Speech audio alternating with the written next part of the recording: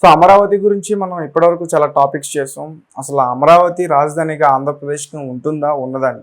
So అంటే daily రోజు రోజుకి కన్ఫ్యూజన్స్ ఎక్కువ పెరుగుతున్నాయి. రీసెంట్గా ఒక కొత్త సబ్జెక్ట్ కూడా బయటకు వచ్చింది. ఏంటంటే అమరావతి టు మచిలీపట్నంకి షిఫ్ట్ అవబోతుంది రాజధాని అనే వార్త వెలుగులోకి వచ్చింది. ఎందుకంటే రీసెంట్గా చంద్రబాబు నాయుడు గారు ఢిల్లీ పర్యటన వెళ్ళారు. ఆయన వెళ్ళిన తర్వాత ఇలాంటి వార్తలన్నీ బయటకు రావడంతో ఆంధ్రప్రదేశ్కి సంబంధించిన ప్రజలందరూ కూడా చాలా కన్ఫ్యూజన్లో ఉన్నారు. సో ఈ కన్ఫ్యూజన్నే మనం బ్రేక్ చేయగలమా? సో తేజన్, మనం నిన్ననే మాట్లాడుకున్నాం. నిన్న నేను మాట్లాడిన దాంట్లో మీకు చెప్పాను ఆల్రెడీ. ఏమని అంటే, అసలు అమరావతి రాజధానిగా అంటే అమరావతి రాజధాని మీద చాలా క్వశ్చన్స్ ఉన్నాయి. అక్కడ గ్రీన్ ట్రిబ్యునల్ ఆమోదమే లేదు, ఆ ఫ్లడ్స్ వస్తాయి, అక్కడ అసలు అమరావతిని నిర్మించే యోగ్యత లేదు అక్కడ అనే దీనిపైన మీరు చాలా క్వశ్చన్స్ ఇచ్చారు. వాటన్నింటికి నేను ఆన్సర్స్ చేశాను. అదే సమయంలో మీకు ఇంకొక విషయం చెప్పాను. ప్రస్తుతము చంద్రబాబు గారు ఢిల్లీ పర్యటనలో ఉన్నారు. అక్కడ చాలా విషయాలపైన అంటే విభజన హామీల మీద ఆయన ఫైట్ చేసే అవకాశాలు ఉన్నాయి. అదే విధంగా రాష్ట్రానికి రావాల్సిన బకాయిలు, అక్కడ ఆర్థిక పరిస్థితి కూడా చాలా క్లిష్టంగా ఉంది. అంతకుముందు ఏదైనా బకాయిలు ఉంటే అవన్నీ రావాలి. అది కాకుండా స్పెషల్ కన్సిడరేషన్ లో ఇంకా ఎక్కువ ఫండింగ్ అంటే ప్రభుత్వాన్ని ఇమీడియట్ గా స్టెబిలైజ్ చేయడానికి కావాల్సిన ఫైనాన్షియల్ సపోర్ట్ అంటే ఫైనాన్స్ మినిస్టర్ ని కూడా కలుస్తున్నారు అని మీకు చాలా విషయాలు నేను చెప్పాను. సో దీనిలో భాగంగానే ఆయన డిఫరెంట్ పోర్ట్ఫోలియోస్ ని కలిశారు నిన్న. దానిలో భాగంగా పెట్రోలియం శాఖ మంత్రిని కూడా కలిశారు. అప్పుడు ఇంకా అధికారిక ప్రకటన రాలేదు. కానీ ఏంటి అంటే మచిలీపట్నంకి బీపీసీఎల్ సంస్థ నుంచి ఒక పెట్రోలియం రిఫైనరీని ఒక 60,000 కోట్ల బడ్జెట్ తో అనౌన్స్ చేయబోతున్నారు. ఇది చంద్రబాబు గారు మన పెట్రోలియం శాఖ మంత్రితో భేటీ సమయంలో దీన్ని లాబీ చేశారు. అది ఆయన దానికి పాజిటివ్ గా రెస్పాండ్ అయ్యారు. త్వరలోనే అధికారిక ప్రకటన చేస్తారు అని చెప్పేసి మనం వార్తల్లో వింటున్నాం. ఈ ఏదైతే పెట్రోలియం రిఫైనరీ అక్కడికి వస్తుంది అనే వార్తకి అమరావతి రాజధాని అక్కడికి తరలింపు జరుగుతుంది అనే వార్తకి అసలు సంబంధమే లేదు. ఎలా అంటే నేను మీకు ఇంతకుముందు కూడా 2-3 డిస్కషన్స్ లో చెప్పాను. ఇండస్ట్రీస్ ఎస్టాబ్లిష్ చేసుకోవడానికి అక్కడ వనరులు, న్యాచురల్ రీసోర్సెస్, వీటన్నిటిని ఇప్పుడు మీరు ఒక బొగ్గు సంబంధిత ఏదన్నా ఇండస్ట్రీ పెట్టుకోవాలి అనుకున్నారు అనుకోండి. ఎన్టీపీసీ ఎక్కడుంది? తెలంగాణలో పెద్దపల్లి ఆ ఏరియాలో, రామగుండం ఏరియాలో ఉంది. అక్కడ బొగ్గు దొరుకుతుంది. అట్లనే మనం నిన్న స్టీల్ ఫ్యాక్టరీ గురించి మాట్లాడుకున్నాం. అక్కడ మనకు వైజాగ్ లో స్టీల్ దొరుకుతుంది కాబట్టి అక్కడ పెట్టుకున్నారు. అట్లనే ఇప్పుడు ఈ సంస్థ ఏదైతే ఉందో బీపీసీఎల్ సంస్థ మచిలీపట్నం ఏరియాలో సీషోర్ లో అవకాశాలు ఉన్నాయి కాబట్టి అక్కడ వస్తుంది, అక్కడ ఎస్టాబ్లిష్ అవుతుంది. సో అక్కడ అది ఎస్టాబ్లిష్ అవ్వడం కారణంగా లోకల్ పీపుల్ కి చాలా లైక్ ఉద్యోగస్తులకి ఏదైతే ఉద్యోగార్థులు ఎవరైతే ఉన్నారో ఇప్పుడు ప్రస్తుతం ఏపీలో అతిపెద్ద సమస్య నిరుద్యోగం. సో దాన్ని కొంతవరకు అడ్రస్ చేయగలుగుతుంది స్టేట్ గవర్నమెంట్. సో అది మచిలీపట్నంకి బెనిఫిట్ అవుతుంది. మచిలీపట్నమే అనే కాదు, ఎంటైర్ స్టేట్ కి కూడా మంచి బెనిఫిట్స్ ఇస్తుంది.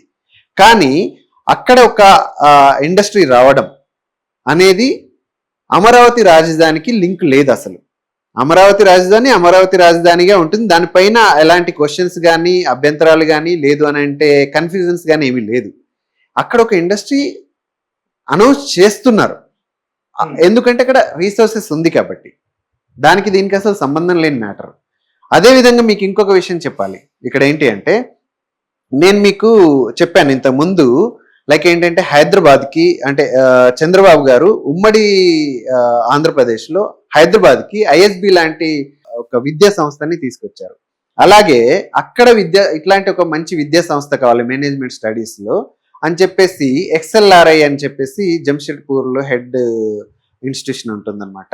ఆ మేనేజ్మెంట్ కోర్సుల సంస్థని అక్కడికి ఇన్వైట్ చేశారు ఆయన ఫస్ట్ టర్మ్ సీఎంగా ఉన్నప్పుడే. కానీ అది ఎస్టాబ్లిష్మెంట్ కాలేదు. ఇప్పుడు దానికి ల్యాండ్ అదంతా కూడా అనౌన్స్ చేశారు. ప్రస్తుతం XLRI అమరావతిలో 260 కోట్ల బడ్జెట్తో ఈ సంస్థని ఏర్పాటు చేయడానికి ముందుకొచ్చింది. So Amaravati development already start అయింది. సో దానిపైన కన్ఫ్యూజన్స్ ఇట్లాంటివి పెట్టుకోవాల్సిన అవసరం అయితే ఏం లేదు. ఓకే, అంటే ఇక్కడ క్వశ్చన్ అడగాలి. బీపీసీఎల్కే 60,000 కోట్లు పెట్టుబడి పెట్టబోతున్నారు. అవే డబ్బులు రాజధానికి పెడితే ఇంకా సరవేగంగా పనులు పూర్తవుతాయి అనుకోవచ్చు కదా. సో మీరు ఇక్కడే కన్ఫ్యూజ్ అవ్వద్దు. పెట్రోలియం శాఖ నుంచి ఆ నిధులు వస్తుంది, దానికి రాజధానికి అసలు సంబంధమే లేదు. బీపీఎల్ అంటే ఎక్కడి నుంచి వచ్చినా కేంద్రం వైపు నుంచే వస్తాయి కదా. కేంద్ర నిధులు, కేంద్రంలో కూడా డిఫరెంట్ పోర్ట్ఫోలియోస్ కి డిఫరెంట్ బడ్జెట్స్ ఉన్నాయి. మన రాజధాని బడ్జెట్ పెట్రోలియం సంస్థకి ఏదైతే ఆ పోర్ట్ఫోలియోకి అసలు సంబంధం లేని అంశం. సో రాజధాని బడ్జెట్స్ రాజధానికి వచ్చేస్తాయి. అట్లనే ఇది మనకి ఎక్స్ట్రా. అక్కడ అది రాకపోతే ఇంకొక స్టేట్ లో అవకాశం ఉందంటే ఇంకో స్టేట్కి అయినా వెళ్తాయి, దానికి రాజధానికి అసలు సంబంధమే లేదు. కానీ మనకు అక్కడ న్యాచురల్ రిసోర్సెస్ ఉంది కాబట్టి అక్కడ ఇది ఎస్టాబ్లిష్ చేయడం వల్ల బీపీసీఎల్ కి మంచి బెనిఫిట్స్ వస్తాయని సెంట్రల్ గవర్నమెంట్ ఒక అండర్స్టాండింగ్ లో ఉంది. అందుకని అక్కడ ఆ 60,000 కోట్ల బడ్జెట్ ని అనౌన్స్ చేసి అక్కడ సంస్థని ఎస్టాబ్లిష్ చేయాలని చెప్పేసి అనుకుంటుంది. అది స్టేట్ కి బెనిఫిషియల్ మ్యాటరే. అండ్ ఆ బడ్జెట్ ని ఇటు డైవర్ట్ చేయాల్సిన అవసరమే లేదు. ఆ బడ్జెట్ లాగే ఉంటుంది, అక్కడ సంస్థ ఏర్పడుతుంది, దానివల్ల స్టేట్ మొత్తానికి మంచి బెనిఫిట్స్ వస్తాయి. అదేవిధంగా ఈ ఏదైతే క్యాపిటల్ ఉందో, క్యాపిటల్ బడ్జెట్స్ ఏవైతున్నాయో దానికి సెపరేట్గా ఉంటుంది, అవి ఖచ్చితంగా తీసుకొని వస్తారు. దానికి సంబంధించిన పోర్ట్ఫోలియో అది చూసుకుంటుంది. దానికి దీనికి అసలు సంబంధం లేని అంశం. అంటే మచిలీపట్నాన్ని చూస్ చేసుకోవడానికి ఏదైనా రీజన్ ఉందా పర్టికులర్ గా? ఖచ్చితంగా అదే. అంటే పెట్రోలియం అంతా కూడా ఈ సీషోర్ నుంచి పికప్ చేస్తారు కాబట్టి అక్కడ ఈ న్యాచురల్ రిసోర్సెస్ ఉంది. ఇంతకుముందు రిలయన్స్ సంస్థ కూడా అక్కడ ఈ పెట్రోలియం రిఫైనరీస్ ఏర్పాటు చేయడానికి ఆంధ్రప్రదేశ్ గవర్నమెంట్ తో చర్చలు జరిపింది అని మనం వార్తల్లో విన్నాం. అదేవిధంగా ఇప్పుడు ఈ బీపీఎల్ సంస్థ ఇది సెంట్రల్ గవర్నమెంట్ సంస్థ. సో ఇక్కడ ఈ రిఫైనరీని ఏర్పాటు చేయాలని యోచిస్తుంది అన్నమాట. ఓకే, అంటే స్టేట్ కి ఆ సంస్థను తీసుకురావడం వల్ల ఏంటి యూజెస్ ఏంటి, ఎవరికి యూజ్ ఉంటుంది? ఎవరికి అని అంటే పర్టికులర్ గా నేను చెప్పాను, ఇందాకే మీకు చెప్పాను, నిరుద్యోగ యువతకి అక్కడ ఉద్యోగాలు వచ్చే అవకాశాలు ఉన్నాయి. దాదాపుగా ఒక 5,000 నుంచి 6,000 ఉద్యోగాలు వచ్చే అవకాశాలు ఉన్నాయి. సో దానివల్ల ఏంటంటే నిరుద్యోగ సమస్యని కొంతవరకు అడ్రస్ చేయగలుగుతాం. అదొకటి.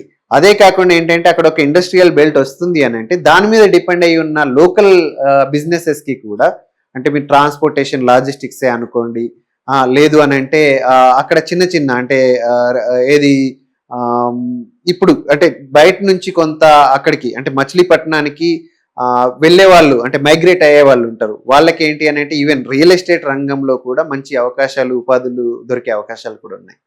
సిటీ డెవలప్ అవుతుంది అని అంటే, ఇండస్ట్రీస్ వస్తున్నాయంటే ఒక సిటీకి డెఫినెట్గా ఏంటి అంటే సరౌండింగ్స్ బాగా డెవలప్ అవుతాయి.